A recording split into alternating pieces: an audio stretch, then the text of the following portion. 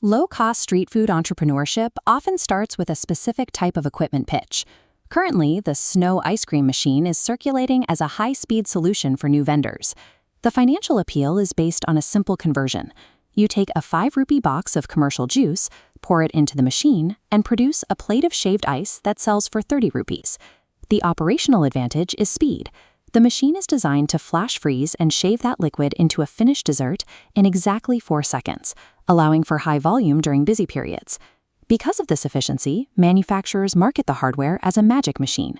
They claim the business requires no marketing strategy, no specific licensing, and produces instant sales the moment you turn it on. This creates a dilemma for a potential investor. Is this a streamlined path to profit, or is it a labor-intensive street vending job that requires more effort than the sales pitch suggests? Evaluating the investment requires looking past the labels to see where the physical and logistical bottlenecks of the business actually live. The hardware relies on high-powered internal compressors to freeze liquid instantly. To run these, you need a constant 220-volt electrical connection from a standard outlet. The machine performs as advertised. Room temperature liquid hits the freezing cylinder and immediately shaves off into ribbons of textured ice. However, this power requirement creates a trade-off.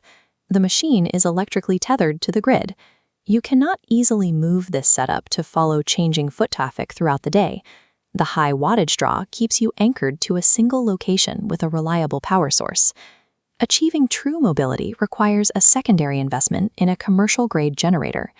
Adding a generator increases your startup costs and complicates your transport logistics, changing the initial low-budget nature of the business. While the machine produces ice quickly, the reliance on heavy power forces you to choose between paying for premium permanent spots or managing expensive secondary equipment. Looking at unit economics, your primary inputs are bulk purchased juices and flavored milks, which keep the cost per serving low. Revenue varies by location. A basic street plate might bring in 30 rupees, while a catered event can push that price point toward 150 rupees. This chart shows the resulting spread.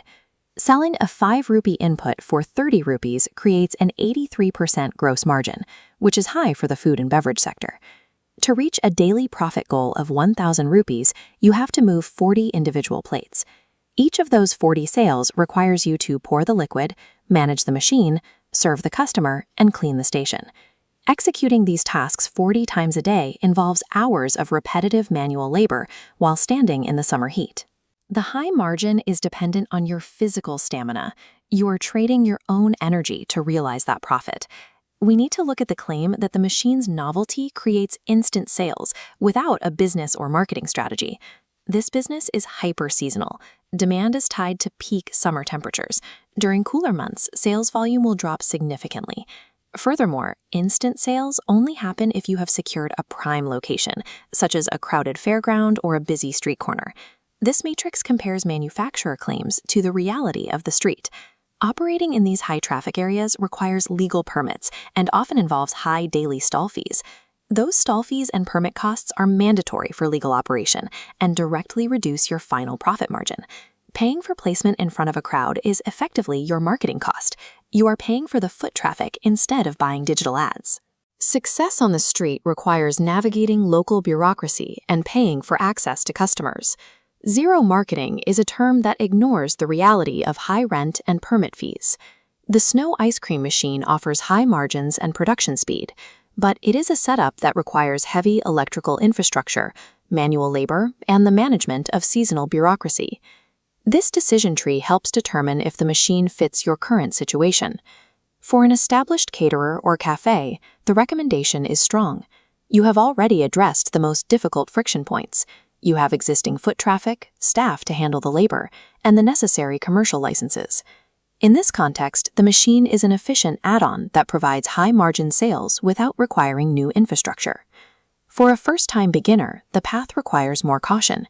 You will need to actively find locations, negotiate with local authorities, and commit to a physically demanding seasonal schedule.